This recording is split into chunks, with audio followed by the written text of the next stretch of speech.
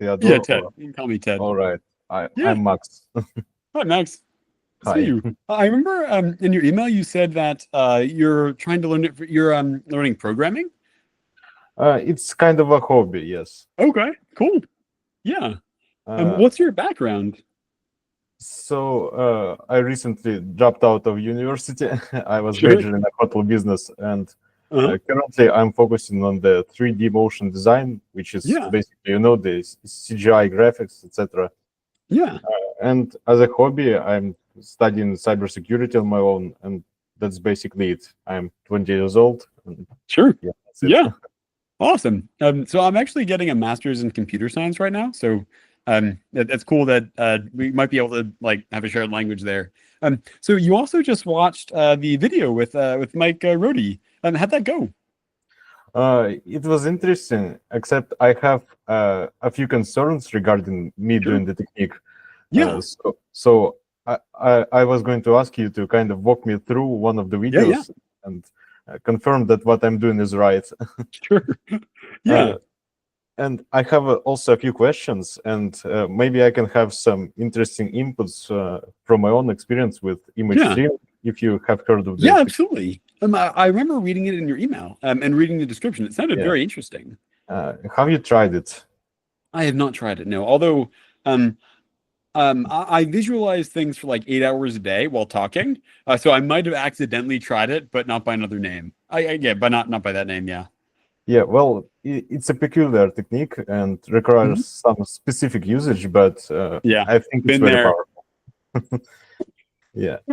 Uh, I find this snapping effect very interesting when you Yeah. do the reasoning task.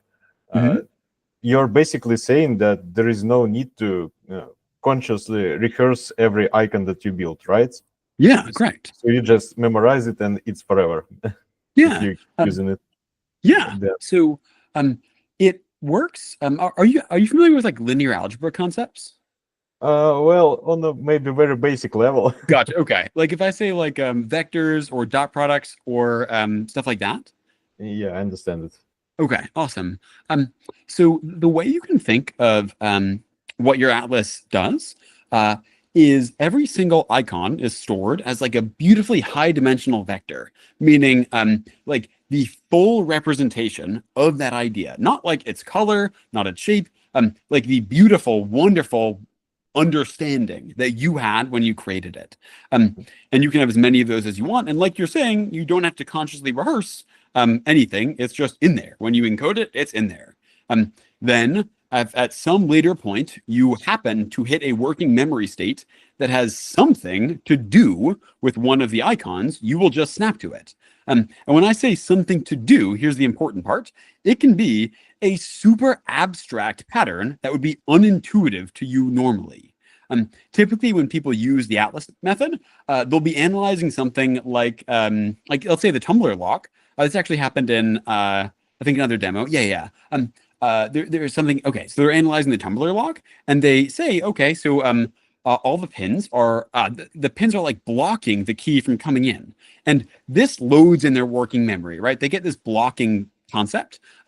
And this guy, he's actually a testimonial on the website. He's a high schooler. He snapped over to the water pressure video, the ocean pressure, and said, "Oh, so it's almost like the salinity is also blocking the water." That connection is very abstract. And also, some of the beauty of it is when this guy was encoding the information about the water video and like the water pressure, he didn't literally say, this is a stopping mechanism where the salt freezes or stops the water from freezing. Um, Instead, it just happened to be that when he was encoding it, he kind of understood that pattern. And then later on, without him knowing, he said something that matched that pattern and he found it again. Typically, if I ask you to do an analogy task like that, you will not find it very easy. Yeah. Meaning, yes, you can imagine if I said, like, find a situation that's analogous to the current one we're in now, meaning two people talking about a novel technique on the computer. That's just a horrible task for humans to do. Typically, they perform very poorly. With the Atlas, it's a super easy task. As soon as the idea enters your working memory, it just finds the right pattern. And so, yeah, that's essentially the snapping effect. I noticed that when I was trying to do the snapping thing, I noticed that my mind basically snaps between one and the second icons, Yeah, but and only later, a few seconds, I need to kind of consciously pull the inside out of these two pictures, and then yeah. I reproduce it. I find it very interesting. I don't Ah, think I've ever experienced similar thing. so I can tell you how that works, and also why what you're experiencing generalizes to novel uses of this technique. Um, when you look at one of these icons, it dumps all of its information into your working memory, like right away. So what was happening when you're snapping between these two things is you have an idea in your working memory, like what you were actually thinking of. You snap to an icon, it dumps something into your memory, but not in a way that erases what you were thinking, more like mixing paint. And this happens like immediately. Like as soon as you are seeing the image, this concept is mixed in your working memory. Then when you snap back to the other one, this other thing is mixed in your working memory. What you experienced as this really weird feeling of like you had to almost describe and like piece apart this thing is you felt like having three different ideas mixed like a paint palette in your working memory at once. And I'm guessing it felt a little tingly and weird, and like you didn't really know maybe what was in your head, but then you started speaking, and what came out of your mouth felt like a natural analogy between the two. Is that accurate? Yes, it's almost as if my subconscious mind or something similar made the Yeah. inside first, and then Mhm. I had to put it into my conscious mind. Yeah. Uh, there are some similar thing that happen with image streaming when you are doing it Uh-huh. consistently and often enough. There are some reports of people making very far off connections and Mm. developing almost prophet-like intuition. It's Yeah, described yeah. like that. I remember when I was doing it a lot, I started kind of predicting what people say, finishing the Yeah. phrases for them. And it was kind of a similar feeling between the Atlas and image Yeah. streaming. Um, can you give me more details on how image streaming works? There is a technique you can do with the Atlas that seems somewhat similar to what you're describing. So it could be very, be very, very interesting to hear like a full description of how this works. Yeah, so basically, image streaming is you sit down, you close your eyes, or not necessarily, and Sure. uh, you always have some ongoing stream of images in your mind. You might not notice it, but if you are doing image streaming, you will eventually develop it, and kind of is always going in the background. Mhm. And you just let the images come to you. It doesn't matter what images, and you start describing them using the five senses. So Yeah. eyes, hearing, taste, etc. And Mhm. you describe it as thoroughly as you can. You describe each detail and as fast as you can. Yeah. And it kind of overloads the brain, and Mhm. supposedly it makes you smarter. The main goal of this technique is to raise IQ and maybe Sure. provide you with insights, etc. Yeah. It's also very taxing on the brain. Like I Sure. was doing it about an hour per day and Oy. some harder modifications, and I Yeah. burnt out like very Yeah. badly to the point of having hallucinations sometimes. Man. Yeah. Yeah, but I was going crazy on it. And you just start thinking faster, your memory gets better. Yeah. I've done some tests on human benchmark website, if you know it. Mhm. My verbal memory nearly doubled from being average to being almost exceptional, almost off the Yeah. charts. Visual memory got better.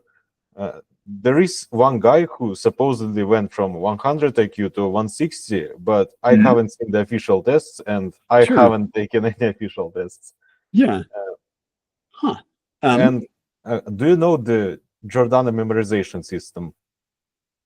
no, I don't. Actually, maybe I might not know it by that name. Can you describe it? Maybe you know it as power memory system. Not by that name either. Well, basically, it's some Russian guys made a great book about all the mnemonic techniques such as memory palace, the chain linking, like you linking mnemonic images to each other.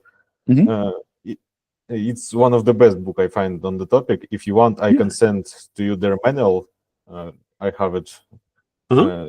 and basically, uh, the people who did image streaming a lot, they basically speed run this course. Like Sure. there are some official lessons. I don't have them. They were paid. I don't think the website exists anymore, but they were doing the lessons 2-3 times faster and quite easily. Yeah. So So I yeah. find image streaming to be a very promising technique and maybe a great addition to the Atlas method. Yeah. So the part where you pull up an image and then you just describe what hmm, um so one thing that happens in the Atlas method that is very seems similar, an actual mechanism by which you could train this like something gets trained is metacognition.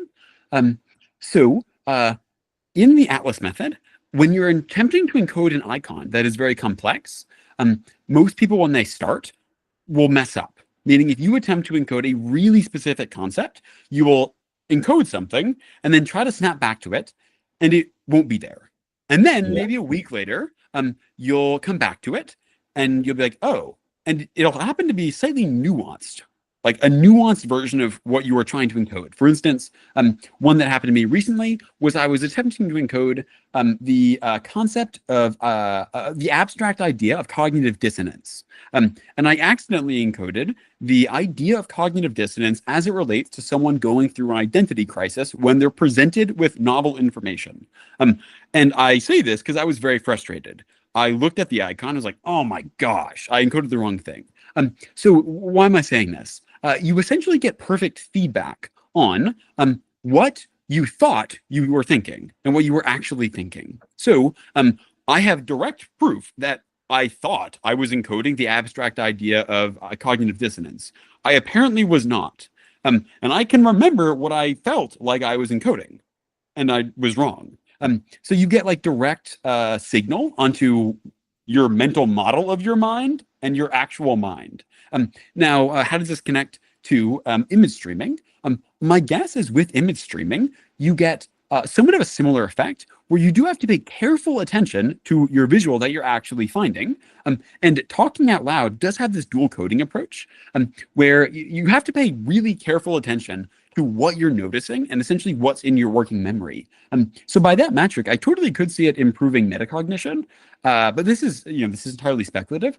And then also the idea of you switching between images, because I remember you said that where it's not just like you're describing one image; it's Yes. images switch. That seems very, very associative. And Yes, it seems very, very associative. So you do get this idea of like you would notice new connections, I guess.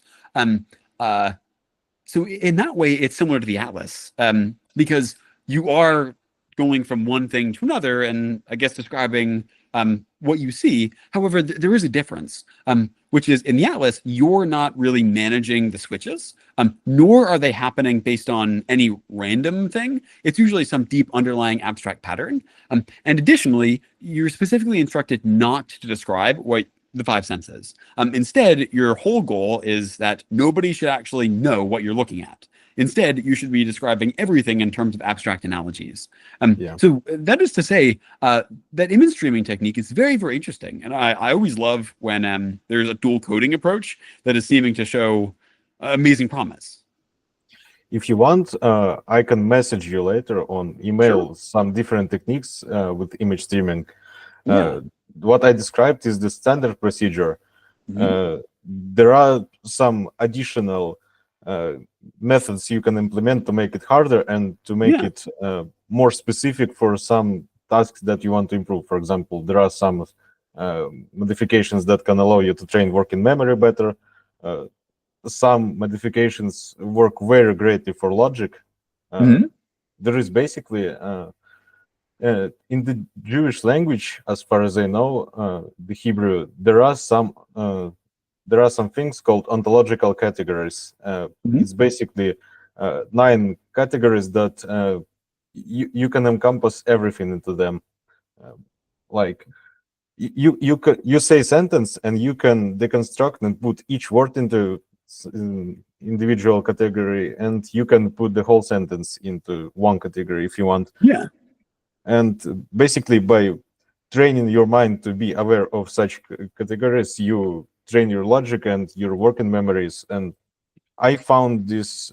I was when I was arguing with someone, for example, I was almost seeing Mhm. the arguments in some multi-dimensional Yeah. uh, Yeah. view, and it was also working very interestingly. And I find the similarities between the snapping effect now that you mentioned it. Yeah. With streaming, you describe it and you naturally allow it to change, so your attention naturally snaps to other images. Mhm. They might get combined or maybe not necessarily. Yeah. And the interesting thing is that with Atlas, you describe some concepts that you yourself encode, and with image streaming, you kind of just you describe the object as it is. Yeah. It's- Um. So. I'm not Uh-huh. sure how why there is such big difference on the mind with those approaches. Or maybe not. Maybe have there any been done any IQ tests with Atlas? Sure. So the full story of the Atlas is somewhat shorter than it hopefully will be.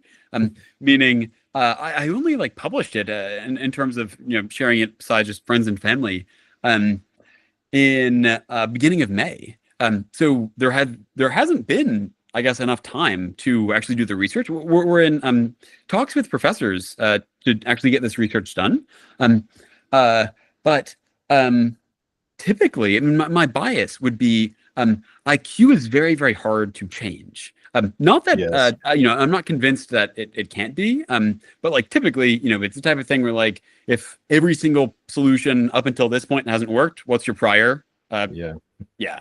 Um, uh, um, I can speak to some of the I guess effects of the Atlas I've definitely experienced when it comes to IQ. Um, and also some things that are research based can be trained, that the Atlas does train. One is spatial intelligence. This is shown to be highly trainable.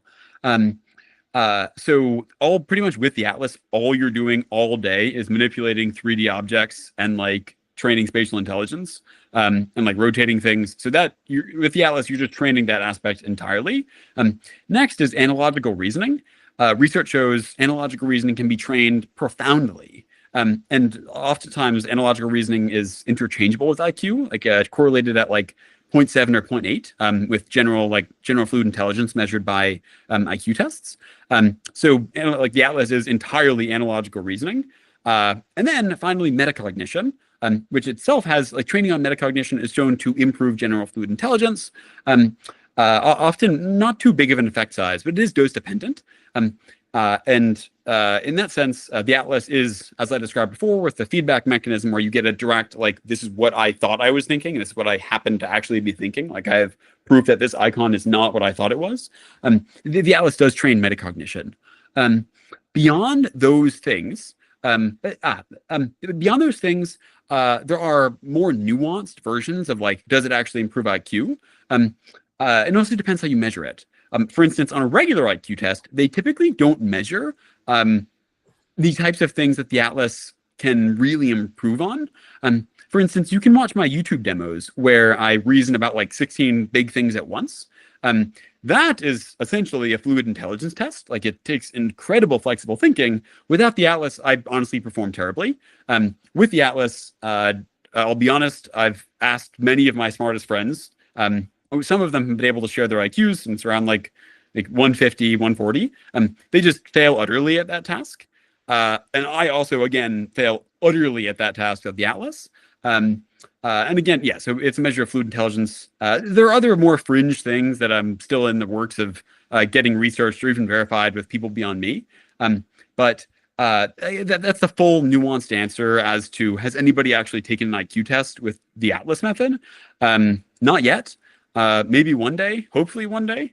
Um, yeah. And just before we continue the call, I'd like to ask you a couple questions about your actual Sure. experience with the video. Um, so were you able to retain all the information from the videos using the Atlas? Well, I wasn't trying to memorize the specific numbers, Sure. but I Yeah. do remember all the concepts very clearly. Okay. Yeah. How does that compare to when you typically watch videos? Did it seem more durable? Does it like by now, after after us talking this long, would you typically have forgotten more or less than you currently have? Comparing it with my experience of studying cybersecurity using some lectures, I would have forgotten 100% of it probably by now. Me too, buddy. Yeah, Um, it uh, just so flies through the head and that's it. yeah. I can tell you good news, which is typically, at least in my head and the couple people's heads who've used this like extensively, um, nothing will fade at all for about 4 days. You can actually see this on my demo, which I kind of took advantage of this fact. On YouTube, I watched 7 22-minute highly complex lectures from diverse fields in a row. Took 4.5 hours. By the end, I was literally falling down out of mental exhaustion. And I still remember it perfectly. Now, it will stay perfect for 4 days. After that, it'll fade a little bit in detail. And if you literally don't like go back to it at all, after about a month, you'll retain maybe 40%. This compares to if you watched a regular lecture at regular speed and you didn't come back to it for a month, you get 0%. Now, here's the good news. If you go back to it like once or twice, like one at 4 days, one at a week, you typically won't forget anything. Um, yeah, which is kind of nuts, kind of awesome. But won't you automatically rehearse it through this snapping effect alone?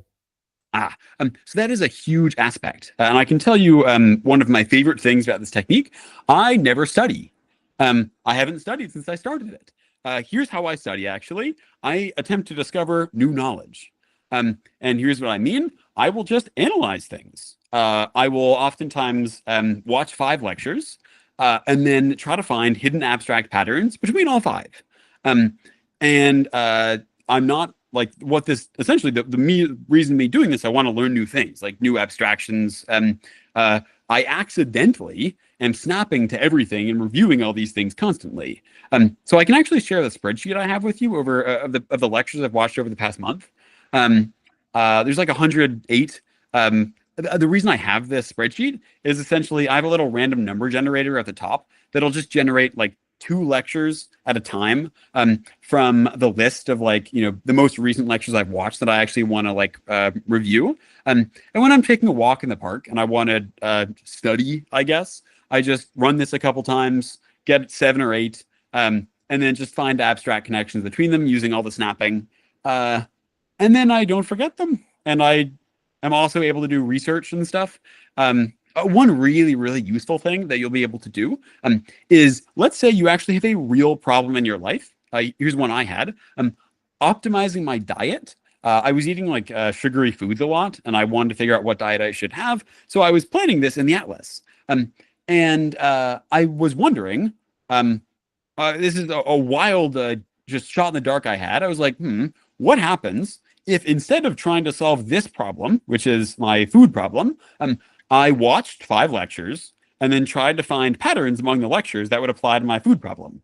And this seemed to work excellently. Such as I would analyze my food problem, and then in the same way you described, where you would analyze one video, you'd have something in working memory, you'd jump to another video, and then you would have this weird mental state.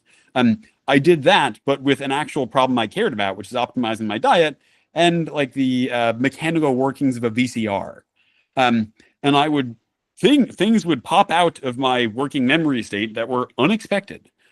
Meaning asking the question, I guess, what would it look like if you described someone's diet problem in the context and structural representation of how a VCR works? That process is highly generative because the structure of a VCR has nothing to do with my diet. And so the solutions I get are typically novel, unexpected, and quite valuable. I don't know if they'd be valuable for everybody. And the reason I say this is typically on creativity tests where you say here's a hypothetical change to the world, right? Say someone has super speed, but they will fall asleep if they run faster than 20 miles an hour. It's not even super speed. They'll fall super. They run faster than like 500 miles an hour. I'm typically very, very good at handling those types of questions, meaning the part of my brain that's able to take some weird thing and combine it with something else and then have like a complex working memory state and then speak about the intersection of those, I'm typically very, very good at. And this is like a standardized creativity question that can be answered. However, just because it works amazing for me and I have a pretty high stat on this creativity test does not mean it won't work at all for people who might not be as high in that ability.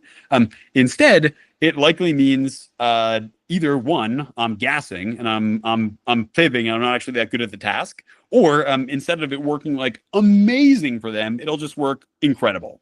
So yeah, that's typically how I study. To answer your full question, yes, you just snap and you never have to study. You never have to actually recall anything. It just gets done passively by thinking. Yeah, I also have this question. So Mhm. many topics, for example, in programming or cybersecurity, you need to learn how to apply it, Mhm. to how to solve problems, etc. If you Yeah. just watch lecture and put it in the atlas, I understand that you gain some kind of understanding much quicker, and Yeah. maybe it's even deeper than if you just blindly went ahead and start to try. But how well does it translate into the Mm. real world practice? Are Ah, you like an expert level right from the start, or yeah. This is a great question. And before I answer it, how familiar are you with research on how important analogical reasoning is for generalized knowledge? not really familiar? Okay, gotcha. So I can send you a whole research paper after this call. But for now, you can believe me or just take this as a given for the argument I would make, which is analogical reasoning is the core of transfer learning. Meaning when you learn math, you get better at piano. That's like the gold standard, right? Two completely different domains. Typically, what's more said is like if you do one leet code problem, you get better at the other leet code problem. Transfer learning is the holy grail of teaching and learning, essentially. And the number one way to accomplish this type of learning, which is just being better at general problem solving and being smarter, is analogical reasoning. Now, how does this relate to the Atlas? That is all you do in the Atlas. So if I learn leet code problems, typically what I will do is the following. I will watch a neat code or some YouTuber go through like 10 and just download it really quick. You can see how fast you can actually do this in the demos I posted to YouTube, which is 1.25x speed, no pausing, or 1.5x speed if you're feeling super focused and you don't mind that it's going to suck a little bit. So you do that with 10 of these videos, and then you have 10 fully represented solutions that you can then find patterns and analogies across as a whole set. Then what you do is well, for one, you want to remember all these, so you just go on a walk, and you find patterns and analogies between all of them. You will then notice really beautiful high-level abstractions, meaning like, that problem, that problem, and that problem all have this common solution path. Okay, let me make an icon for that. Oh, this problem, that problem, that problem all have this common solution path that interacts with this thing from that problem. You do this, and also when I said 10, arbitrary number, you saw me, I guess, in the demo do it with 16. It's totally fine. You do this with a large number, and essentially what you have done, given that analogical reasoning is the core of transfer learning, is two things. One, you have a large number of actual examples that you can use to reference in a new problem. But there's something more than that. You have analyzed all of these examples for deep structure.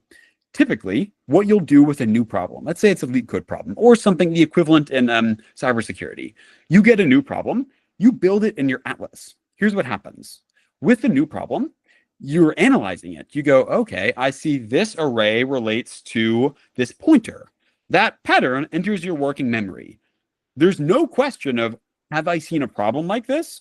You just snap to if you've seen this pattern in any of the problems before, and you will go, it is exactly that pattern. You then snap back to the original problem, and you go, oh shit, oh sorry, I shouldn't have cursed. You go, I'll edit that out. You go, oh my, that is that exact structure.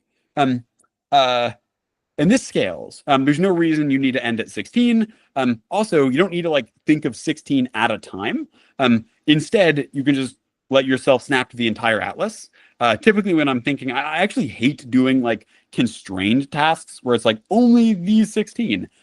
I love the fact that when I'm thinking, there are 4,500 random concepts that I can snap to that are entirely unexpected. Um, that is how you would solve new problems, just in a insanely efficient, somewhat brilliant way. How you'd imagine, like, yeah, it's kind of nuts how well you can learn new things and solve problems.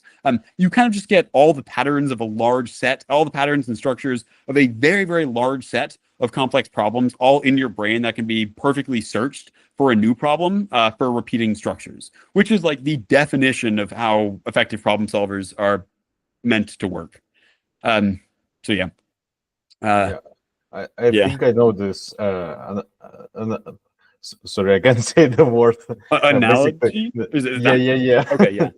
Yeah. I think I know it by the name of interlinking. Oh, sure. There you go. Yeah. Yes. Also, it's ironically that I forgot what I wanted to ask. Yes. One of the questions I have is that Yeah.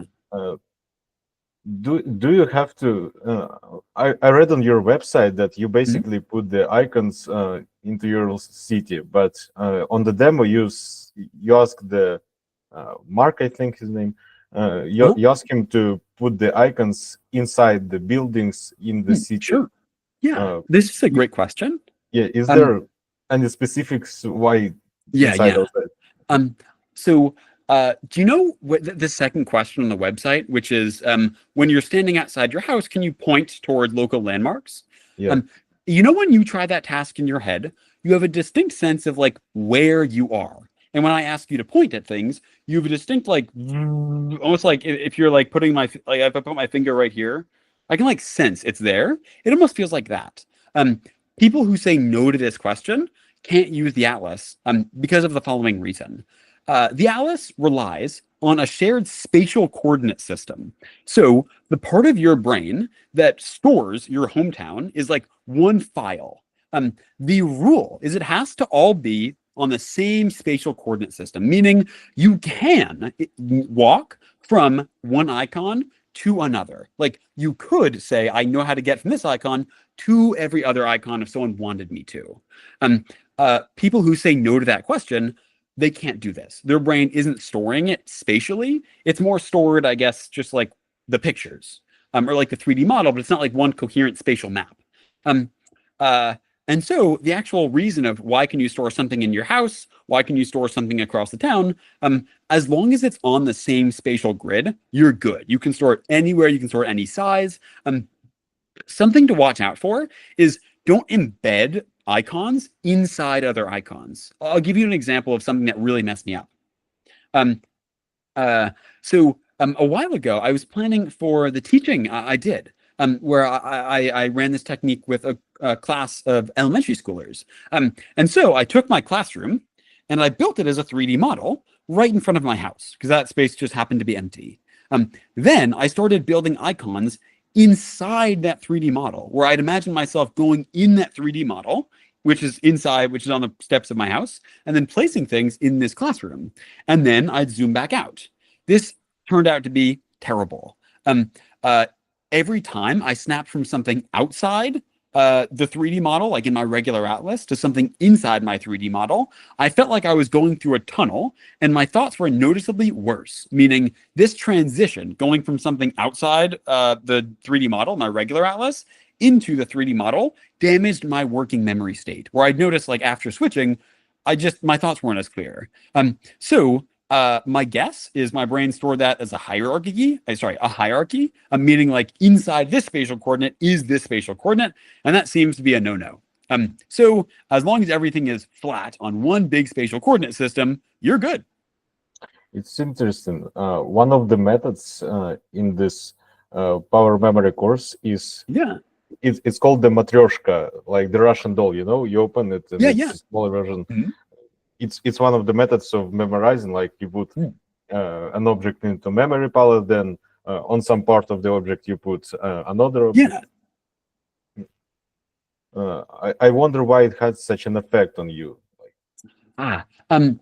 So the Atlas is used for a very different purpose than the Memory Palace. In the Memory Palace, it's entirely fine if something takes you like zero point 0.3 seconds longer. And it's entirely fine if it is a working memory transition, meaning like if you're trying to recall 1,000 digits of pi, nobody cares if you can't think with maximum fluid intelligence. With the Atlas, that's a little different. The point of the Atlas is to have fluid thinking and to have truly like beautiful concrete, not concrete, but like coherent working memory states. And so this transition, when you're going from like hierarchy, you can totally remember it. I don't forget any. I can still recall everything that was in the 3D model. It's just when I think, and you can watch the demo videos. I usually speak at like 250 words per minute, and I like to be able to snap around 4 times a second. And I can't do that when when things are stored hierarchically. I wonder if this snapping is conducive to ADHD. Ah, um, in what way? Yeah. Mm. How tightly packed the icons can be? Like, for Sure. example, I can put the icons in my room on the big object like chair, table, Yeah. or maybe can I use the method from again this memory course? Mhm. Basically, they put objects on parts of the object. So, for example, I Yeah, have you can do that. the thing Yeah. like I can put on each button. Yeah. Yeah, entirely. The rule is you want to have as good of a spatial sorry, you want to have as good of a visual as you can for the object. So my house, for instance, is littered, especially the front lawn, littered with things. Because I know exactly what that looks like. I mean, like about like an icon per square foot. Um, and also, I have a very good spatial sense of like this part of my house is very different. Like on my front porch is very different in my head from this part. And so I can place different icons there, and I know what it looks like. Um, uh, However, for other parts, like for instance, the park where I live, um, I'm looking at like a football field, and I'm like, don't really know what any of it looks like, and I can't really tell what's the difference between this like 20 feet and that 20 feet. So I don't put icons there. If you have a really, really good like 3D model, if you know exactly what it looks like of a bunch of objects, yeah, you can place like if you have like a perfect render of your remote, like so good, go ahead and place like 4 things on there. Yeah, Mm, as long as you don't place things like inside of another icon. yeah. That seems to be a bad thing to do. Yeah. Well, it makes sense actually. Yes. Also, Mhm. do you only put the static icons, or can you do like animation You can based? do animations. Yeah. Mm, So research shows, I believe I could get the figure wrong, but animations improve memory palace recall by around 25%. Um, interesting. uh, here's the reason why when I read that I was so excited. Now I'm not so excited. Um, uh, with the Atlas, recall tends to not ever be an issue. Um, Meaning like when I need to store like a new professor in my atlas so I can actually like figure out how to logistically plan for all this stuff. Then I'm like, oh boy, I'm not going to remember this. I make it animated because I actually like need to remember that thing. um uh Usually though, like if I'm just watching lectures or thinking, I remember things fine, and so I don't need to make it animated. Also, typically with Memory Palace, you're not doing this dual coding thing on top of it, and so you actually have a huge issue, which is in the Memory Palace, if you go to a locus and the thing doesn't load, you're done. Like that's the whole point. With this, you get the following phenomenon. You'll encode an icon with a particular meaning. And then you will not touch upon that concept for months. When you look in that locus, you'll remember something was there, but you have no idea what it is. You'll even say concepts that are like nuanced and close to the concept you wanted, and you won't snap. meaning like my reference earlier of like identity in the abstract sense, cognitive dissonance in the abstract sense, and cognitive dissonance in the with respect to an identity change when you're presented with truth that's scary. So you'll have like this icon encoded. You won't really remember what it is, and then randomly you'll be thinking, and you'll say, "Oh yeah, that is the abstract idea of identity," and then boom, you snap there, just like you snap to anything else, and the entire image loads, and you get the whole thing dumped into your working memory again. And then you'll be able to see what's there in the locus. So this is to say, there seems to not really be this concept of like forgetting in the atlas as there is in the memory palace. You totally forget what things look like. You totally forget where things are. Things totally fade. But the mechanism of if you trigger the working memory state, do you snap and does the entire thing load, seems to be really consistent, even when all the other things fail. I see. Also, why do you think it's necessary to dual code information yourself, even if you are just repeating verbatim what the speaker says, and you can Yeah. just listen to it while looking at your icon? Yeah. So for weird reasons I'm not sure of, that does not work. The reason that you have to repeat it in your head, there's a production effect, which is speech. Your brain processes speech that you hear very, very differently from speech that you say. Like you would think it's similar because it's speech. Totally different circuits in your brain. And so if you just build the icons and you listen, you'll notice they don't have meaning. They're not like they're not really like as icons, whatever branding thing we're calling it. But it doesn't feel like this working memory dump. It instead feels like something you're looking at. So why are you repeating it, repeating the author's voice? This is somewhat of a quirk. You can test this right now, where if, as I'm talking, go ahead and repeat my words with the voice in your head, and you'll notice you can follow along. Like it's weird that you're able to do this, but like as I'm speaking, it makes sense, right? So the reason you want to do this is there's a constraint you have to satisfy in order for the technique to work, which is you have to be describing things you understand about the 3D models you've built. That's the constraint. That's like what we have to do for the atlas to work. It just happens to be that when you repeat things with the voice in your head that you are currently hearing, you also understand them. It also happens to be that as you're watching a video, you can build the 3D models in real time. So when you combine these things together, you, for some reason, I'm very glad this works, get the mechanism where you can build a 3D model and repeat the voice in your head over your 3D model. And if you do this in any other way, it does not work. But when you do this, you're able to watch videos in like 1.25x speed that are extremely complicated and have like perfect retention. So yes, in fact, the question you just asked is something I figured out in like late May, and I was astounded it worked.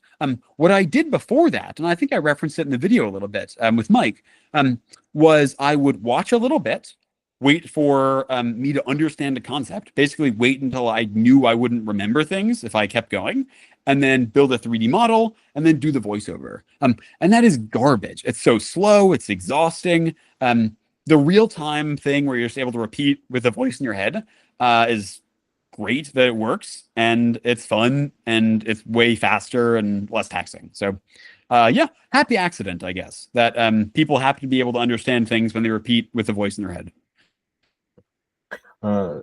The creator of the image streaming method, Win Wenger, is his name. He actually talked about it a lot, that you talking out loud produces some very weird but great effects on your ability to learn, ability to understand things. And yeah, a lot of his techniques, including image streaming, are actually based on this phenomenon. And actually, do you know the reverse Bloom taxonomy? I know Bloom's taxonomy, but I'm not familiar with the reverse one. Well, basically, it's the levels of thinking, let's say, and the The upper one is basically creating stuff, and if you are able to create something, you understand it very well.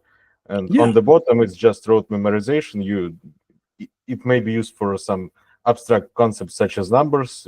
You don't Mhm. really understand them. You just Yeah. able to memorize them. I think that Atlas could potentially work through this uh, through this taxonomy, because when you are operating even consciously, just pushing yourself to operate at higher levels, the lower Mhm. ones are built automatically, and it also gives, aside from better understanding, better memory. Yeah. Um, so you're touching upon something that's a little hard to grasp when you first encountered the Atlas. Um, it's not a tool for memory like you would typically find, like space practice or something. Yeah. Um, I instead use it 8 hours a day for extremely complex mental tasks and pretty much everything that's not playing a saxophone. Um, I use it for creativity. I use it for planning. I use it for reading. I use it for watching videos. I use it for thinking. I use it, yeah, for just everything. Um, uh, and so, like where it falls on Bloom's taxonomy, um, it doesn't quite fit. As in, it's not like a regular task. Um, it also has really weird effects, like as we referenced earlier, where you train analogical reasoning, you train spatial intelligence, and you train metacognition. Um, those effects seem to be very potent. Meaning the early practitioners of it, who've actually like put it into practice, experience these effects like quite large. Um, uh, and so you could look at it through Bloom's taxonomy, but uh, yeah, it kind of lives like at a really high level. Um, uh, Also, one thing about the technique is uh, as you use it more, you notice that it does not work on surface levels of the icons at all. Like, do you remember in the video how Mike said, started describing like the features of the icon? Like the Yes. visuals. And then I said, yeah, that probably won't snap. You have to describe like the abstract structure. And then it snapped for him. That is something a lot of people aren't used to. And with the Atlas, it's not like, oh, it helps with that. It's like that is the bread and butter of the Atlas is like deep abstraction, analogy, structure, which luckily happens to be like the best thing for transfer learning, like generalizable knowledge. And also, when people train in analogical reasoning and like transition to more thinking about structure, they tend to just do better in life overall, which is great. When people adopt like that mindset of everything is about structure and analogies. Um, so yeah, that's I guess my nuanced take on this. Seems like every level of Bloom's taxonomy.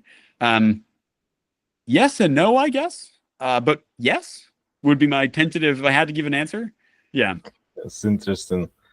One of the questions I kind of have, but Yeah. I think I'm able to answer it, but I'm just not Sure. quite sure. Sure. Yeah. So basically, I think you mentioned that you remember some concepts that you put in the atlas, but you don't understand them.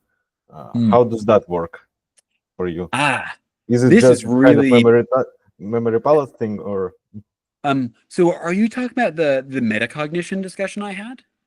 I'm not sure. I just remember you was talking to Mike, and Oh, yeah, uh, yeah.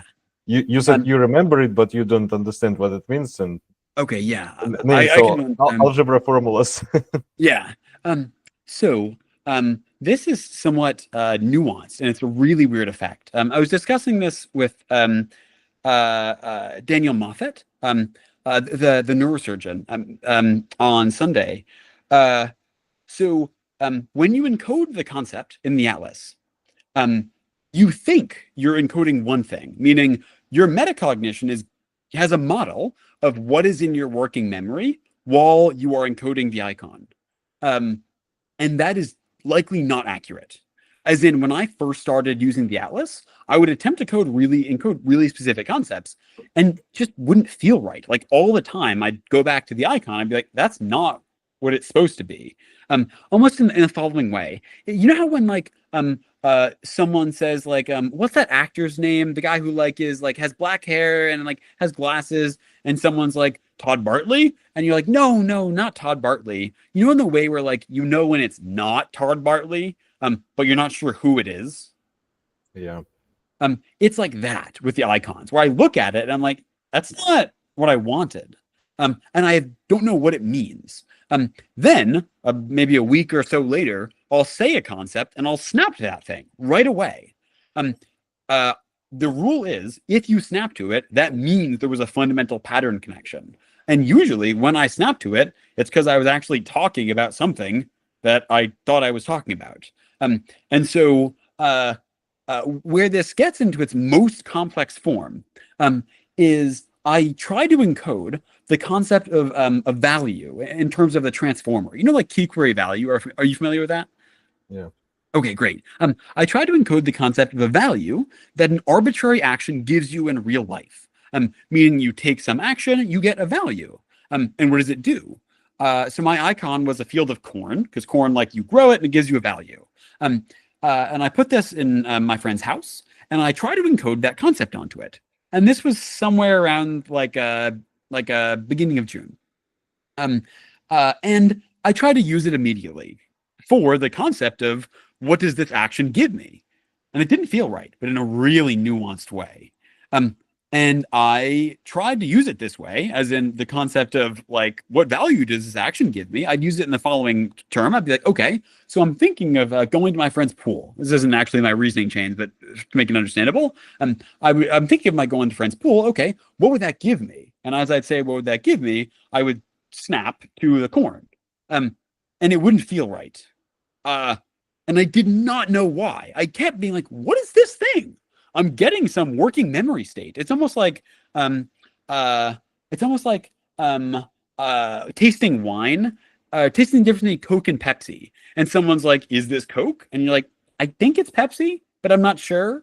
Maybe it's Dr. Pepper. Like, I didn't know what the signal meant. And then one day I said, okay, so a value that an action gives you when and I snapped to it, and it felt right.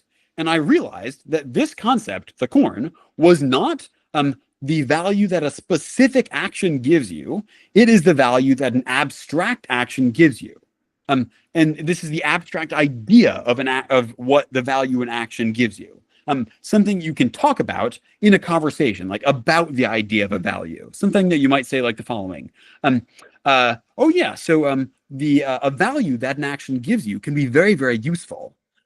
That's where I would snap to it. I wouldn't snap to it when saying, wow, I'm looking forward to receiving that the book on memory techniques. I wonder what that'll do.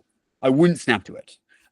So this is what I mean when I say I have icons and I don't know what they mean. And this will happen when you first start with your atlas all the time, because essentially you're like an untrained wine sommelier, meaning for the first time you're getting to taste wine and you're getting all these flavors and things, and you're tasting a wine and somebody asks you, what wine precisely is this? Please list out the 50 flavors that are in this wine. And you go, it tastes sweet. And eventually you learn, because you actually get this perfect signal of like, okay, I remember what I was attempting to encode, and now I see what I snap to, and I see this signal. What is this signal? You can learn from that signal, this like metacognitive signal, to essentially do like reinforcement learning, if you're familiar with that term, like in AI. So this gives you like a really, really good signal on what is actually in your working memory. What does it feel like to think of the specific concept of X? To give you a sense of how much more powerful this is compared to what you're used to, in your life up until this point, you've only been able to learn from the following signal about what you're actually thinking.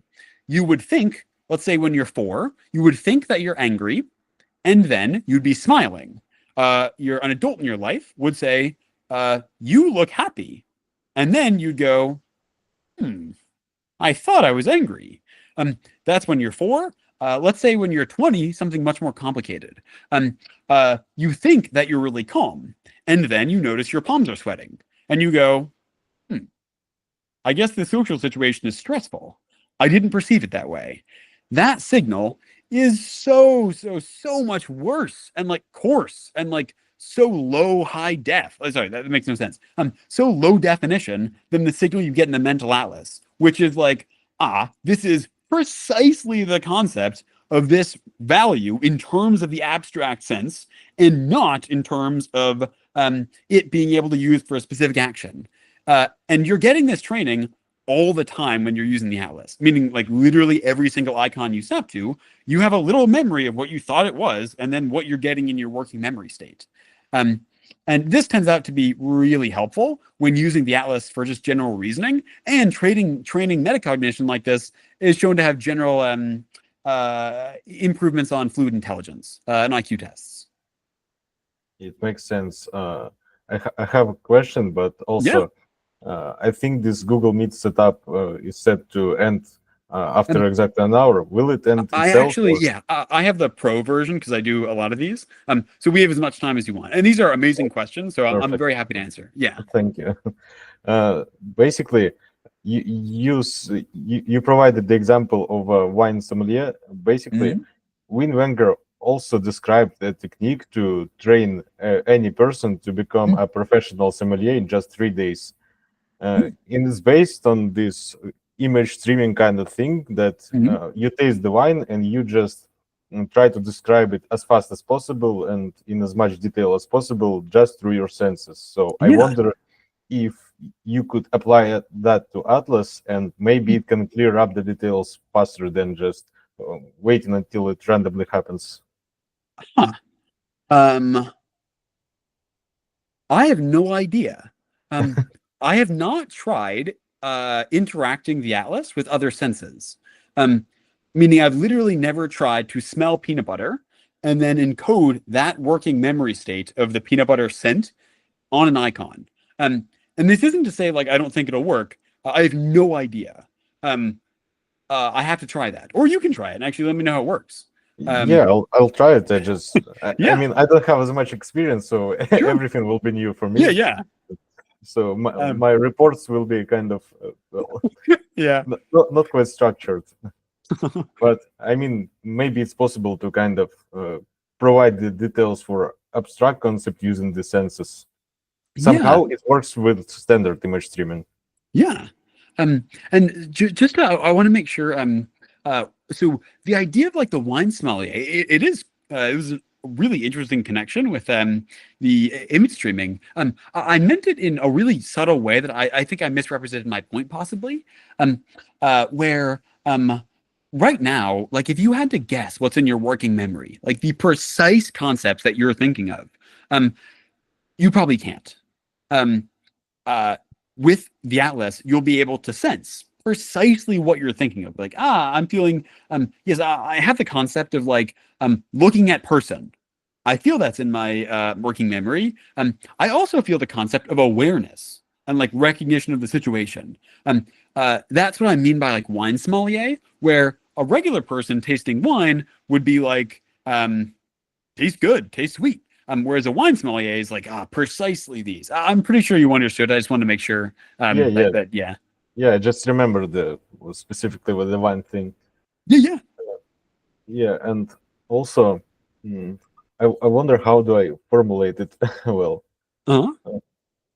Maybe it could be possible to, as I said, tie the abstract concept with details. Have you tried tying some concept with not just visual images, but maybe other senses somehow?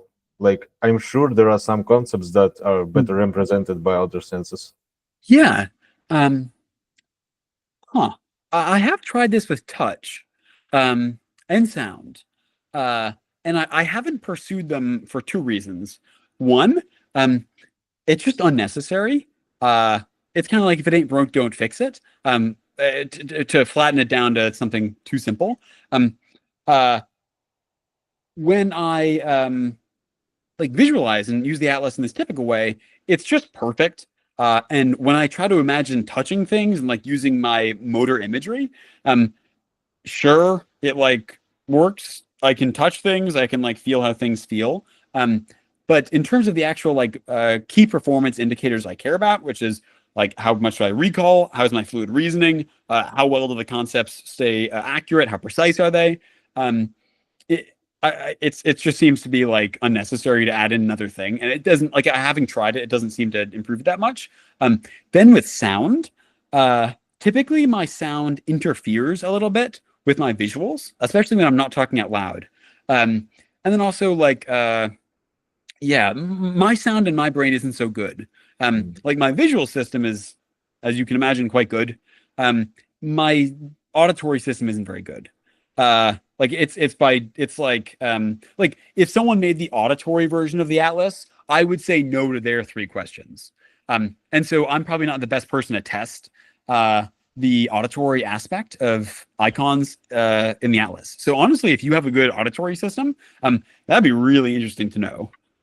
Yeah, I'm just curious. Maybe it could be useful to add another system to just visual one to Yeah. deepen understanding somehow.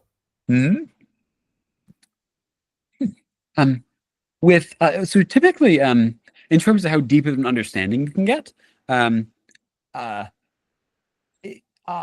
I've not found a limit to like the depth of like yeah the conceptual depth with which I can attach to an atlas to an icon, sorry. And I typically go quite abstract, uh and like also the specificity of a concept.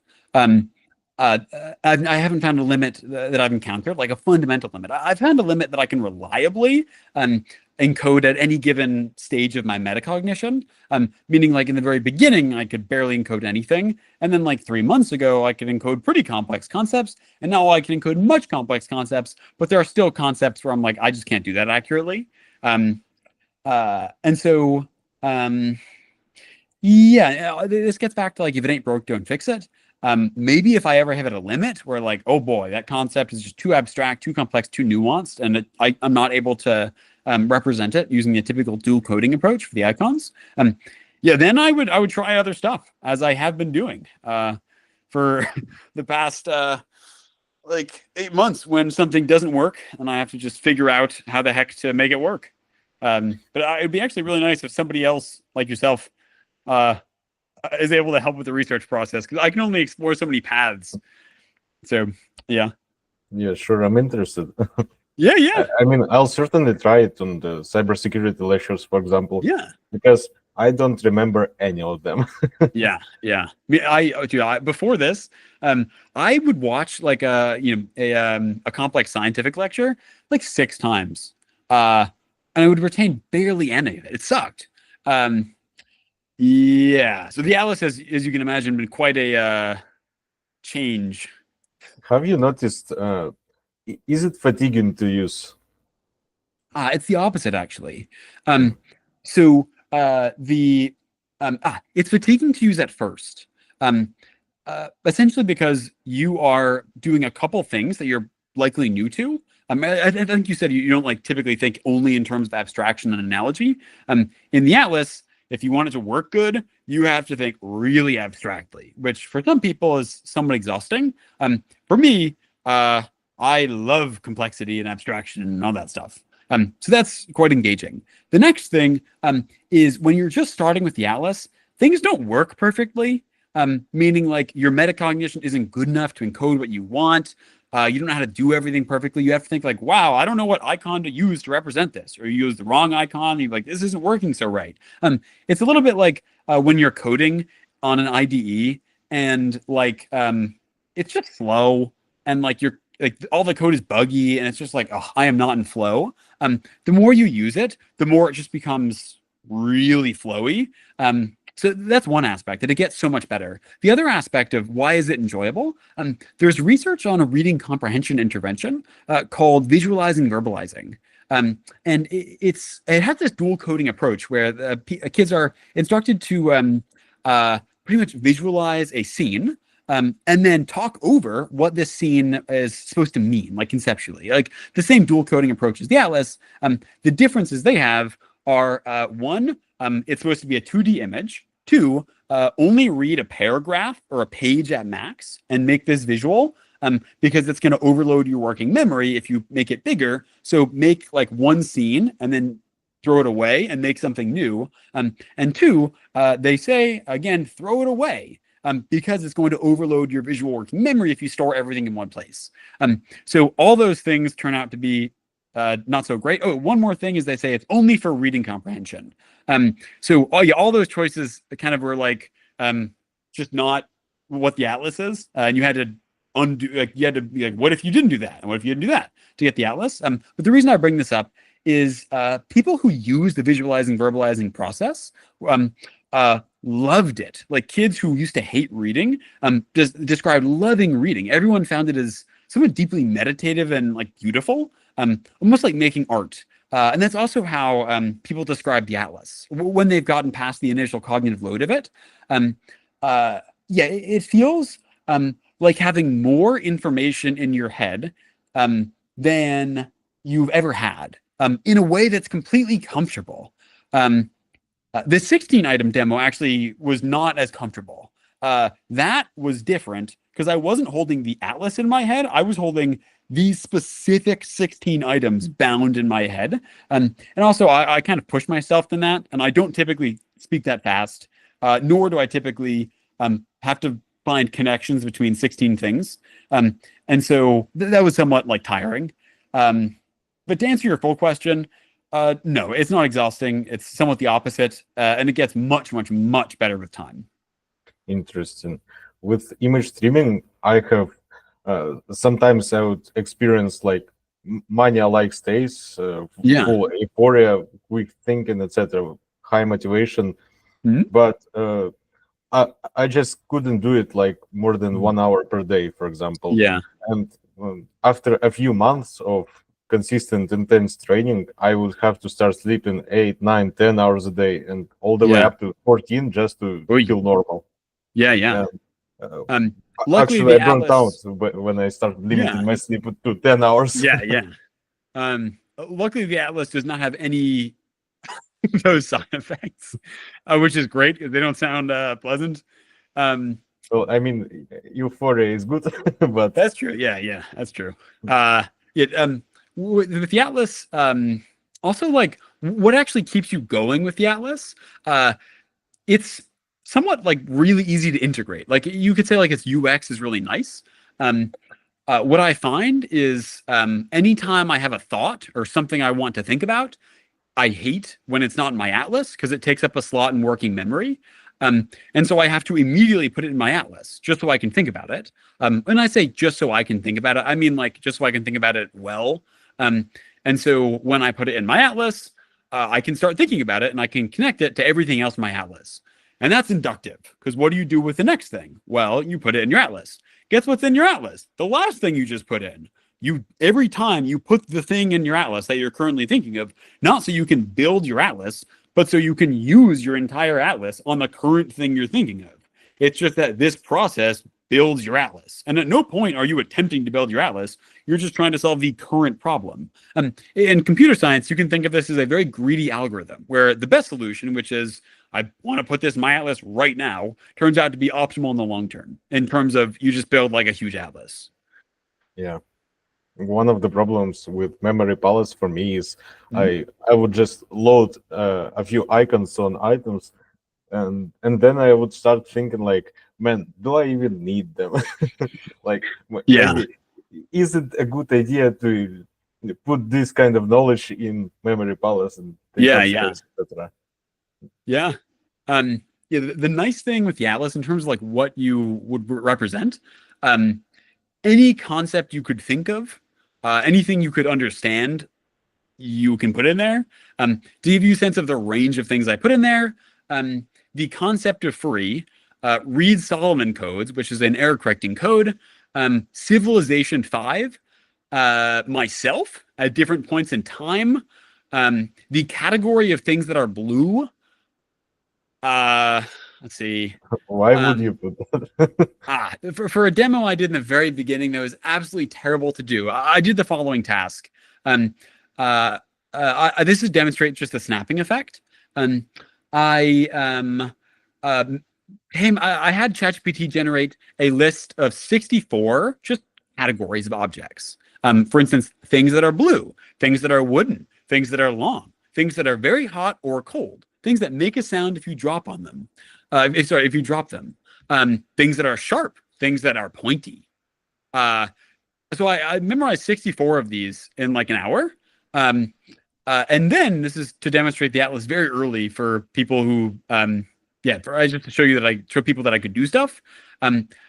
Someone would say an object, for instance, like wicker chair, and I would have to tell them immediately what category it fell into. And now you know what mechanism I was using. I was just snapping. It was super easy. Like if right now I say security for your atlas, I'm guessing you either snap to like the lock or you snap to the just a lock, I'm guessing. If you had your atlas like held. I just did that task. And also something you could do with the atlas is someone would say something like electronic, and I would be able to instantly say, not in there, no categories. That's a task that you typically can't do. Typically how you'd have to do that task is like pretty much a binary gating system where you'd organize all the categories by binary gate. Like, okay, is it real? Is it not real? And then you really, really quickly have to like binary tree your way down. And that takes like months to train for. And with the atlas, it's just a passive task. It's just like, okay, I can just do this. It's just you get it for free by putting everything in there. And so why is the category of blue in there? I wish it wasn't, is the end result. That was a terrible activity to do. And I'm very glad I've since then figured out quite more meaningful demos, such as the 16 item, like a multi-system synthesis task, which also has much better applications for the real world. Because category matching of blue things does not matter. Yeah. Yes. How do you encode yourself at different periods of time? Well, sure. So there's two parts to this answer. One is what icons would I choose? That it's somewhat of a tricky process. Usually what I do is I just intuition try to find something that seems to represent what I think I want. And then I look at it, I place it. And then if it gives me the exact signal, like a metacognitive signal that I want, I use it. Sometimes it doesn't. And I have to actually spend like at my worst, like 40 seconds being like, oh, no, no, no. And when I say I have to, I mean like I could just be lazy and do something that's like 90% of the idea I want. But typically in my thinking, I really, really like precise concepts. Meaning when I snap to an icon, I don't want like about the concept I was looking for. I want like precisely the concept I was looking for. And so for someone just starting out, you could be way more lazy. It's just my whole thing is thinking, and I think for like 5 hours a day. So I can't be lazy. The first answer to this is I find an icon that seems to represent me at different points. So for instance, like me walking in my college dorm might be one, or like a memory I had of me being 3, like looking up at a preschool teacher. That's like pretty salient in my mind of me when I was 3. And like the concept of me when I was 3. So that's the first step. I would choose some icon that seems to represent those concepts for me. And then I would just encode it the regular way you encode any icon, which is I describe the meaning I'd want it to have. Like, this is the concept of me when I was 3. And I have to be very specific, where I'd say, and this is not the abstract concept of somebody who is 3. This is the specific concept of me when I was 3, specifically in terms of how I was a person and me analyzing as the person who is speaking right now, the behavior of me when I was 3 in comparison to me when I was older. I would have to encode something like that. You also learn over the course of this process what is a concept and what is a different concept, which I did not know in the beginning.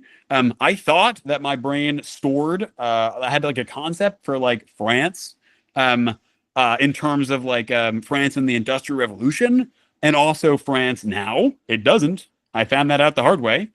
When I try to encode those as like different concepts, I don't snap to them. As I did in the beginning, that it didn't make sense. Okay, backtrack around 20 seconds. I wasn't clear. But yeah, you learn like what is a concept, what are two different concepts? Like in the beginning, I thought the idea of like a value in terms of a specific value that you get from an action, and a value in terms of the abstract idea of an action, what an action gives you. I thought those were the same thing. I thought it was splitting hairs, that those are different. What do you mean they're different? They're the same word. It turns out they're extremely different concepts. And if you make an icon to represent both, you'll not be happy. It's interesting. Maybe this float streaming that I described in the beginning could potentially solve this issue somehow, because with it you are kind of forcing yourself to be very precise with the meaning of things. I will email the guide to you. I It's would very love big. the reach out. Yeah, it's very big. It's hard to understand, but Sure. if you just practice normal image streaming for a bit, you will get it. yeah. Also, if you want, you can just add like 10 minutes per day of normal image streaming, because Win Wenger said that if you don't feel any benefits in 10 days from just 10 minutes per day, well, that's it. You can quit, but usually people feel great benefits. Yeah. I am quite interested in this. Then I would absolutely love if you sent me like all the links that you got. And also the reach out to the guy. That would be incredible, because it seems like we are working on somewhat similar things. Well, when Wenger unfortunately passed away a few years ago, okay. So I think there are archives of his website. Sure. I'm not quite sure, but Yeah. I can generally I can just send you all the resources I have, but you will have to spend like a few weeks reading them. Yeah. Well, but it's quite interesting nevertheless. Yeah. I have written a guide on image streaming for some of my friends. I can send it to you as well. Yeah, that'd be helpful. I hope you will benefit from it. Yeah. I don't think I have any more questions regarding Atlas. Sure. I need to just try it more. Yeah.